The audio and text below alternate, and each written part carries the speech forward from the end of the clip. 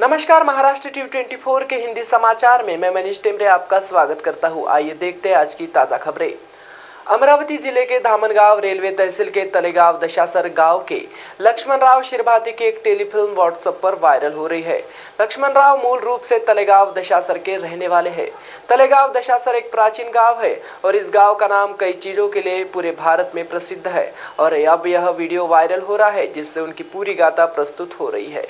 इनसे मिलिए, ये है लक्ष्मण राव, जिन्हें देश के प्रेसिडेंट भी अवार्ड दे चुके हैं। इनसे मिलने के लिए 2800 रुपए देने पड़ते हैं। क्यों? क्योंकि इनकी चाय ही इतनी महंगी है, तो जाहिर है इनसे मिलने भी इतना महंगा ही होगा। और ये दिल्ली की किसी सड़क पर अपनी चाय की टपरी नहीं लगाते, बल्कि दिल्ली के 5 स्टार होटल में टी कंसल्टेंट हैं और अब तक 25 किताबें लिख चुके हैं। तो आज हम आपको बताने वाले हैं किताबों की कहानी लिखने वाले लक्ष्मण राव की कहानी। आपको ले चलते हैं इनके ऐसे सफर पर कि कैसे ये दिल्ली फुटपाथ से दिल्ली के 5 स्टार होटल तक पहुंचे। कुछ लोगों को आपने अक्सर कहते सुना होगा कि कामयाबी किस्मत से मिलती है, मेहनत तो मजदूर भी करता है, लेकिन इस बात को पूरी तरह से उलट कर रख दिया है दिल्ली के 70 साल के इस बुजुर्ग ने, जो फुटपाथ से उठकर आज दिल्ली के जाने माने 5 स्टार होटल में अपनी पहचान बनाए बैठे हैं। इनकी चाय के साथ साथ यहाँ इनकी कलम की भी खूब तारीफें होती हैं। लक्ष्मण राव महाराष्ट्र में अमरावती जिले के गाँव दशासर के रहने वाले हैं। इन्होंने 8वीं तक गाँव में रहकर ही पढ़ाई की। इसके बाद अमरावती शहर से 10वीं की पढ़ाई की। पहले अमरावती में एक मिल में काम करते थे। मिल बंद होने के बाद वो भोपाल चले गए,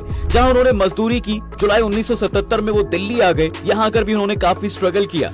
एक टाइम था जब ये दिल्ली के आईटीओ के पास फुटपाथ पर चाय बेचा करते थे, लेकिन आज वो 5 स्टार होटल में टी कंसल्टेंट है। उनकी इस सक्सेस के पीछे उनकी कला, उनका कल्चर ही उनकी पहचान है। 10वीं पास चाय बेचने वाले लक्ष्मण राव अब तक 25 कहानियां, नाटक और नॉवेल्स लिख चुके हैं। इनकी किताबें पढ़ना लोग काफी पसंद करते हैं। हालांकि लक्ष्मण राव आज 10वीं पास नहीं है, बल्कि उन्होंने किताबें लिखने के साथ साथ बीए और मास्टर्स की पढ़ाई भी कर ली है। अब 70 की उम्र में वो इंग्लिश से मास्टर्स करने की इच्छा जता रहे हैं, लेकिन किताबों और नौकरी के बीच वो अपनी पढ़ाई के लिए टाइम ही नहीं निकाल पा रहे हैं। चाय की टपरी पर जब भी कोई उनके पास चाय पीने आता था, तो अक्सर लोग उनके बारे में जानने के लिए एक्साइटेड रहते थे। और हो भी क्यों ना, क्योंकि अपनी चाय के ठेले के साथ बुक कलेक्शन का स्टॉल जो लगाते थे, ऐसे में उनके बारे में कोई क्यों नहीं जानना पसंद करेगा। एक बार की बात है, जब किसी ने उनसे पूछा कि आप कितने पढ़े लिखे हैं, तो उन्हें इस बात का एहसास हुआ कि शायद इस दुनिया के बीच जीने के लिए पढ़ना जरूरी है। इसलिए उन्होंने हिंदी लैंग्वेज से मास्टर्स की पढ़ाई की। इसके साथ साथ अपनी चाय की दुकान भी चलाते रहे। यही नहीं, अपनी पढ़ाई को पूरा करने के लिए उन्होंने 3 बार 5 स्टार होटल की नौकरी के ऑफर्स भी ठुकराए, लेकिन फिर चौथी बार वो इस ऑफर को ना नहीं कह पाए। हांगकांग से दिल्ली आए होटल के मालिक की रिक्वेस्ट पर उन्होंने 5 स्टार होटल शांग्री-ला एरोस में टी कंसल्टेंट की नौकरी ज्वाइन कर ली। अगर कोई उनसे पूछता है तो आज भी वो बताते हैं कि वो 1977 में राइटर बनने का सपना लेकर दिल्ली आए थे, लेकिन अनफॉर्चुनेटली अपनी कहानियों के लिए कोई खरीदार नहीं मिला। आखिरकार उन्हें फिर 1979 में खुद ही अपनी बुक्स पब्लिश करनी पड़ी, लेकिन ये उनके लिए आसान नहीं था। ऐसा करने के लिए उन्हें 7,000 रुपए की जरूरत थी, जो उन्होंने छोटी मोटी नौकरियां करके जमा किए थे। उनकी बुक्स हिंदी में थी। उन्होंने सेल्स और मार्केटिंग के ट्रेडिशनल तरीके को छोड़ दिया और एक यूनिक स्ट्रेटेजी अपनाई। उन्होंने हिंदी मीडियम स्कूल्स और कॉलेजेस के बाहर सड़कों पर साइकिल चलाना शुरू कर दिया और वहां पढ़ रहे स्टूडेंट्स को वो बुक्स बेचनी स्टार्ट की। इस बीच उन्हें अपना और अपनी फैमिली का पालन पोषण भी करना था, इसलिए उन्होंने उसी जगह पर एक छोटी सी चाय की दुकान खोल ली। लक्ष्मण राव की पहचान वहां के लोगों के बीच धीरे धीरे बनने लगी। वहां के लोग उन्हें जानने पहचानने लगे। अपनी चाय की दुकान के जरिए ज्यादा से ज्यादा कॉपीज को वो बेच लेते थे। वो चाहते थे कि उनकी कोई रिलायबिलिटी पर सवाल ना उठाए, इसलिए एक राइटर का दर्जा पाने के लिए हिंदी लैंग्वेज से मास्टर्स पूरा किया। बाद में उन्होंने अपनी बुक्स और स्टोरीज के लिए कई अवार्ड्स भी जीते, जिनमें सबसे खास था उनकी किताब रामदास के लिए इंद्रप्रस्थ साहित्य भारती पुरस्कार, जो कि इंदिरा गांधी और पूर्व राष्ट्रपति प्रतिभा पाटिल ने सम्मानित किया था। आज लक्ष्मण राव की बुक्स अमेज़न पर भी अवेलेबल हैं और उनकी बिक्री भी अच्छी होती है। वो चाहते हैं कि उनके बच्चों को अच्छी हायर एजुकेशन मिले और वो जो भी करें उसमें अच्छा प्रेजेंट करें, जिन्होंने बाद में उनकी सेल्स को बढ़ाने में उनकी मदद की थी। उनसे एक बार पूछा गया था वैसे कि जब आप इतनी अच्छी चाय बनाते ही हैं, तो किसी अच्छी होटल में नौकरी क्यों नहीं कर लेते? तब उनका जवाब था कि यही चाय की दुकान ही उनकी पहचान है, यही उनका ऑफिस है, यही से वो अपने परिवार के लिए 2 टाइम की रोटी कमा पाते हैं। यही वो बैठकर अपने खाली समय में अपनी किताबों पर काम करते हैं और यही वो एड्रेस है जहां जर्नलिस्ट और पब्लिशर्स इन्हें आसानी से ढूंढ पाते हैं। उनका मेल भी यहाँ डिलीवर होता है। वो इस जगह को कभी नहीं छोड़ना चाहेंगे। लेकिन किस्मत का खेल देखो कैसा है। जब होटल के मालिक ने उन्हें कहा कि बेशक से आप होटल में नौकरी मत करना, लेकिन देखने के लिए तो चलो, वो वहाँ गए और उन्होंने नौकरी के लिए हाँ कर दी। 3 साल से वो वहाँ नौकरी कर रहे हैं। अच्छी फैसिलिटीज के साथ साथ सभी का बढ़ावा भी उन्हें मिल रहा है। होटल में उनकी बुक्स लगी हुई हैं, लोग खरीद कर ले जाते हैं, उसे पढ़ते हैं।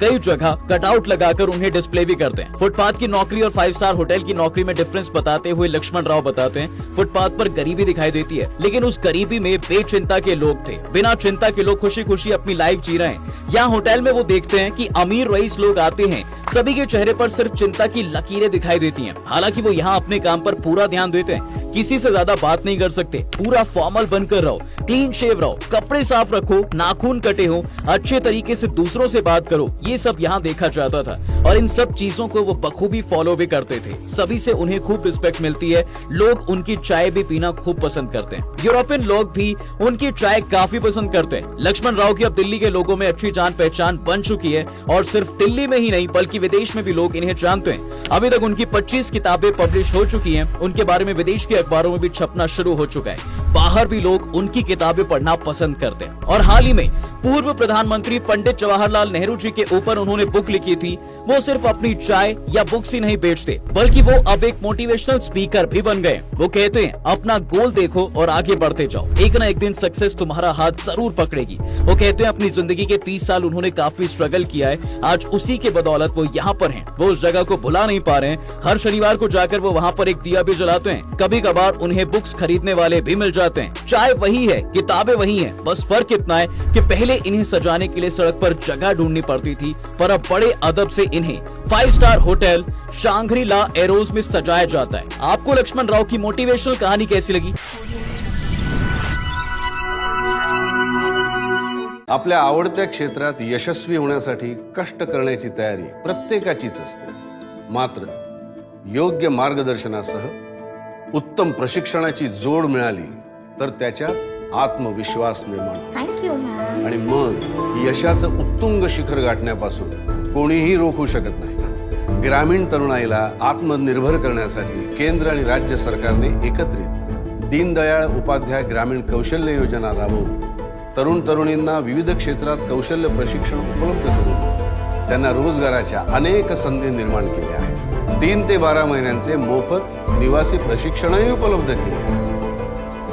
आज ग्रामीण भागातील लाखो युवक युवती या योजनेचा भाग बनून रोजगाराचा लाभ घेत आहे. दीनदयाळ उपाध्याय ग्रामीण कौशल्य योजना, निर्धार ग्रामीण विकासाचा, महाराष्ट्राच्या उन्नतीचा. ग्रामविकास व पंचायत राज विभाग, महाराष्ट्र शासन.